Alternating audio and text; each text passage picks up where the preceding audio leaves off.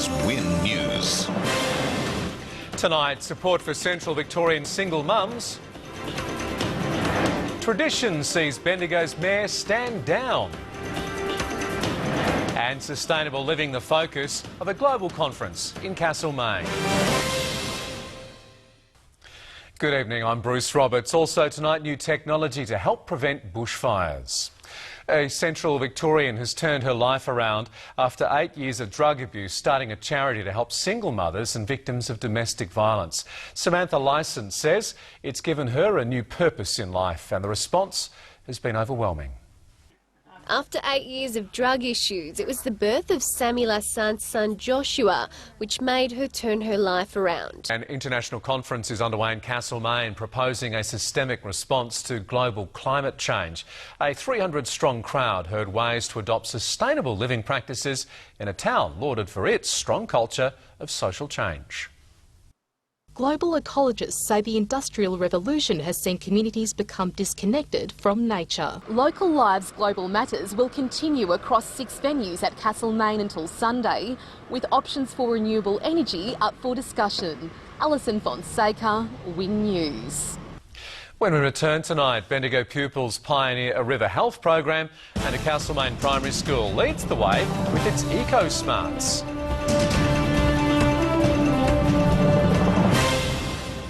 Winter's Flat Primary in Castlemaine has been named Victoria's Resource Smart School of the Year. Recognised for leading the way in sustainability education, the school won 4 awards, including for Primary School Teacher of the Year. And joining us now is Kate Watts with a preview of weekend sport. Bruce, thank you very much. Coming up tonight, Strathfield Say appoints a new coach, and history to be made to start the Bendigo Bowls season.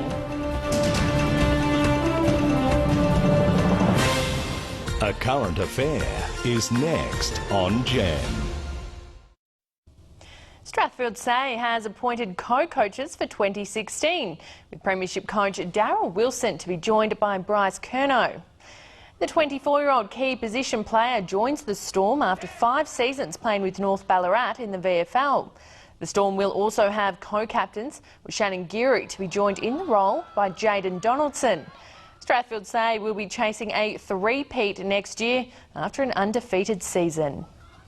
Eaglehawk will be looking for its first win of the season when the Burret clashes with Bendigo tomorrow. Ahead of the first round of 2-day cricket of the season, Eddie Summerfield caught up with BDCA President Wayne Walsh. Thanks very much, Kate. We're here with Wayne Walsh, the President of the BDCA, for round 2 with the start of the 2-day program. And Walshy, Bendigo have started the year with a good win, whilst the Borough, they struggled in the opening game. Thanks again for your time, Walshy, and Kate, it's back to you. Thanks, Eddie. And Bruce, that is all in sport. Great, Kate. Thank you very much for that. We have Britt Ditterich joining us next with the weekend weather details. Then we take a look back at what made stories this week in Central Victoria.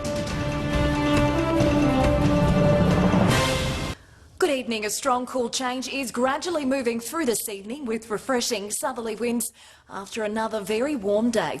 Taking a look at the details, 26 the top today in Seymour. On the synoptic, the trough will drift north tomorrow as a ridge of high pressure extends across southern Victoria.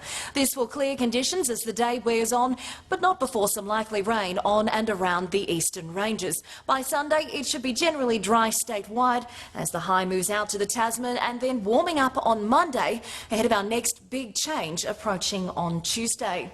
To tomorrow's forecast locally, isolated showers in the morning, reaching up to the northern country with the risk of isolated thunderstorms, becoming mostly sunny by the afternoon.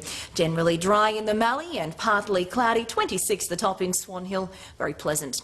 In Bendigo, a top of 24 degrees with a shower or 2 in the morning, totalling less than a millimetre, and then a mostly sunny afternoon.